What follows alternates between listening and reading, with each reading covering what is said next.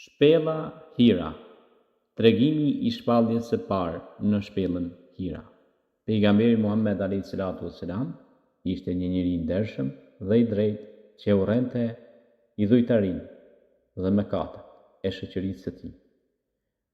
Ai shpesh shkonte në shpellën Hira për të medituar dhe për t'u larguar nga errësia shpirtërore që kishte mbuluar Mekën. Një natë, ndërsa ishte vetëm në shpellë, ju shfaq Xhibrili. Paqja qoftë mbi të. Ai I tha: Ikra, lexo, lexo. Pejgamberi alayhis salam tha: Unë nuk di të lexoj.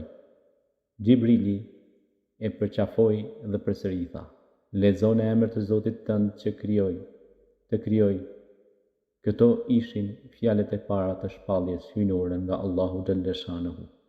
Pejgamberi u friksua dhe u kthy në shtëpi duke u dridhur I tërë dhe I bëri. Hatixha, bashortja e tij, Allahu qoftë I kënaqur me të, e qetësoi dhe I tha se Allahu nuk do ta braktisë kurrë dhe nuk kishte pse të shqetësohej për asgjë. Pas kësaj, pejgamberi Muhammed a.s. mori misionin e madh për të thirrur njerëzit në Islam, paqe. Ai filloi ta përhapte Islamin, së pari fshehtas dhe më pas haptas. Kjo ishte filleca e dritës së Islamit që do të ndriçonte gjithë botën.